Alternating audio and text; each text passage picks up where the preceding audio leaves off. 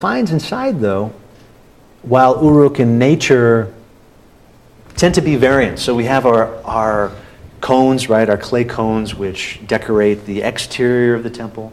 In this case, mostly the platform that the temple was built on. But then some new developments, right? They actually take a step forward and start creating rosettes. So these rosettes would have been on the end of some of these cones, an inset for decoration. The thing that's really interesting, well, in addition to cylinder seals, right, which display a very local Tel Brak, sorry, I'm sick and I'm trying to get my words out. The cylinder seals, which again are very, very particular and localized and unique to Tel Brak. We see these guys. And this is why the temple is known as the Eye Temple. These guys are called eye idols, and they were found in the hundreds. You can't really get a sense of the scale here, but they're tiny. They're about this big. They would have been, easy to make and to set up. And they're carved out of marble for the purposes of some sort of religious practice. These were actually found buried in large pits within the temple, hundreds at a time. Do they remind you of anything that you've seen maybe before? Especially those eyes. So for example, if on the midterm, which is coming up at the end of the month, you were asked to, say, name a few of the sites where we've seen this development of sculpture and the human form, especially those eyes, what are some of the examples that we've seen so far? If you don't know the exact name or location, then that's okay, but you guys think of any of them? Very early on? Yeah. Oh, you were scratching your nose? Okay. It's Friday, so I'll give them to you, right? That emphasis on the eyes, that emphasis on that forward stare is something that we've seen over and over and over again, right? Starting with Ain Ghazal, moving to Samarran culture, even right into our Uruk period as well, with our N figure. This emphasis on these forward-facing figures, staring straight ahead, possibly used, for devotion, right? Devotion in temples. These Brak eye idols, one of the leading theories was that they were actually, brought as devotions to the temple, and it would have served as a proxy, right? So you're going to the temple, you're going to worship, and you bring your small idol, you set it up, or you put it in a special area, and it represents you in a constant connection with the divine. So, you can leave and go back to the fields and start harvesting barley and wheat, whereas this eye idol will stay as a proxy for you, constantly, right, staring ahead and creating that connection with the divine. And we're certainly going to see this continue, so these won't be the last. But, again, these are very, very weird. They look, kind of creepily like E.T. With these big eyes. I mean, that's all they are, right? That's all they are is a pair of eyes. So they've been reduced down in a stylistic way to being, just a set of eyes and having this devotional property. Let's take a look at some of these other things. Okay, yeah. So these are the Brak seals. Again, cylinder seals being used, a trait and hallmark of Uruk culture. However, right, being done in a very local way. This is called actually, it's Piedmont, the Piedmont-style cylinder seal.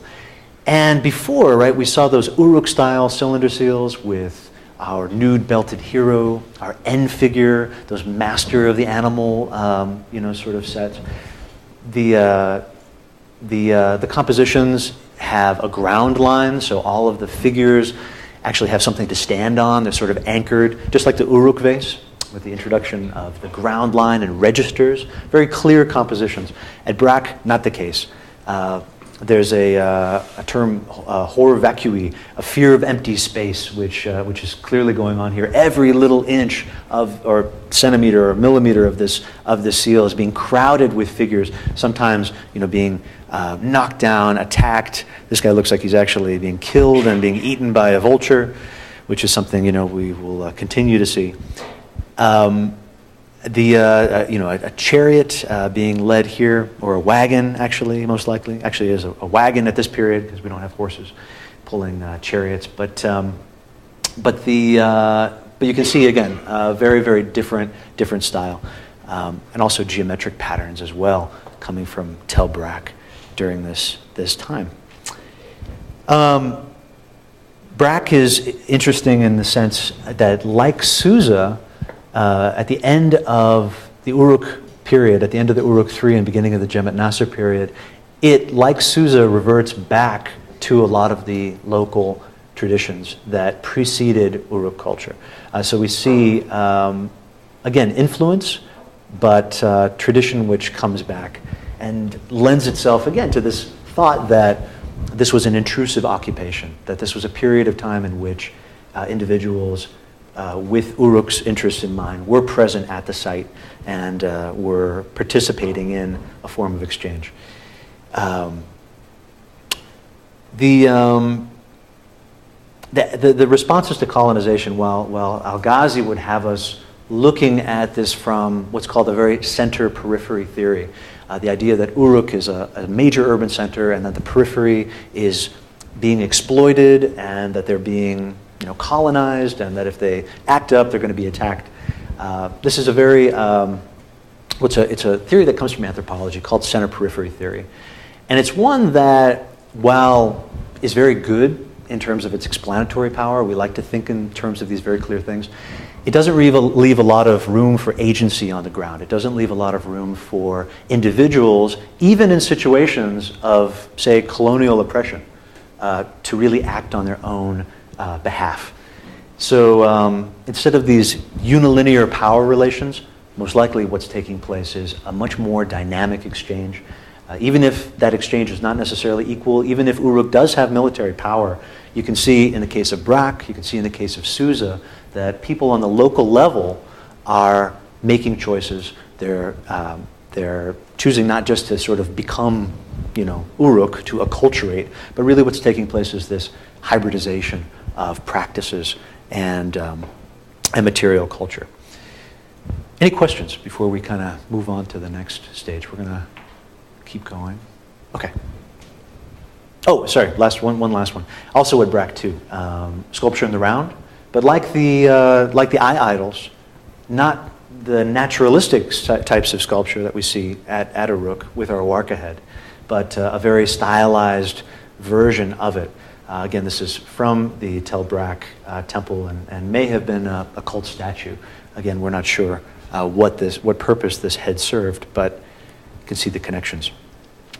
Okay, moving on to Egypt. During the late Uruk phase, it's contemporary with the Naqada II, Naqada III periods in Egypt, and this dates to around 3500 to 3050 BCE. And in Egypt is very interesting for a number of reasons. For one, the geography of Egypt causes it to be tremendously isolated, particularly in these early periods. You can see here we have the Nile Valley running from Upper Egypt in the south and Lower Egypt in the north. Anybody know why? Why is Upper Egypt in the south? It's a little strange. Yeah? Because of the way the Nile flows? Exactly, right? Unlike the Tigris and the Euphrates, which flow from north to south, the Nile actually runs from the south to the north. So when we talk about Upper Egypt, it's actually in the south, and Lower Egypt is actually in the north, and Buto's up here in the top. But you can see Egypt is surrounded by deserts, and deserts that are quite impenetrable. To the far west, we have the Egyptian Western Desert leading into Libya, and very, very difficult terrain to traverse.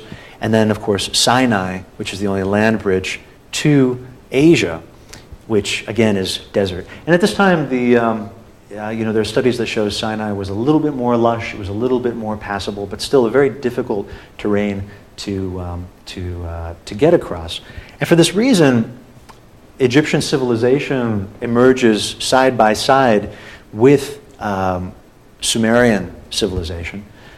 Sumer gets the jump on Egypt a little bit in terms of developing writing, developing, say, these temples and complex mud brick architecture just before Egypt, but Egypt does these things independently. That's not to say that there isn't a lot of connection between the two, especially at this early period, which we're going to look at right now.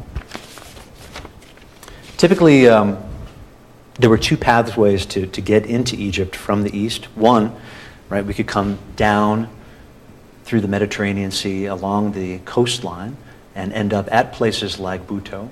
Another option was actually to go all the way around the Arabian Peninsula, right? Let me see if I can get back here. So starting here in Uruk and Susa particularly, as we'll see in a moment, going all the way down, I'm sorry I don't have a better map, around the Arabian Peninsula and then catching Egypt in the south, coming up the Red Sea, and then entering Upper Egypt. And there's good evidence to see that there was a connection through this route in the Naqada II and Naqada III periods. It's also called the pre-dynastic period of Egypt. This is before the unification of Egypt, Upper and Lower Egypt. And in this pre-dynastic period, we actually have a number of kings that we do know about who, very similar to our N figure in Mesopotamia, serve both a religious and secular function. They start using art and iconography to promote themselves. This is a particularly great example from King Scorpion, and yes, there really was a King Scorpion, not the Scorpion King, not to be confused, but King Scorpion has a ceremonial mace head. This is called the Scorpion mace head. And you can see that he is, for one thing, depicted as being much, much larger as everybody else. But what's this in his hand? Anybody else? Anybody know what this implement is? There's a basket down here too, and kind of a bit of a river running away down through the side. What's he holding? Yeah. Maybe a scythe? It looks like a scythe. It does look like a scythe. Yeah, it's actually a hoe. It's a hoe used for digging, and really what these guys are doing is he's digging a canal. He's in the process of making the land fertile and taking advantage of Egypt's natural flood.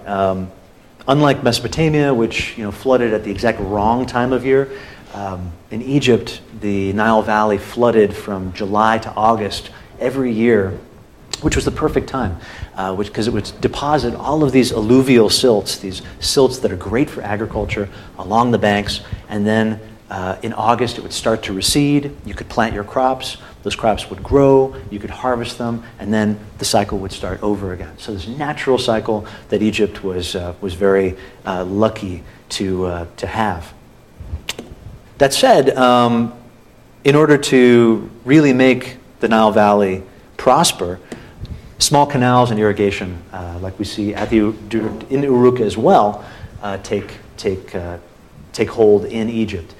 So just like our N figure who emerges in Mesopotamia in order to draw, to organize these public projects, to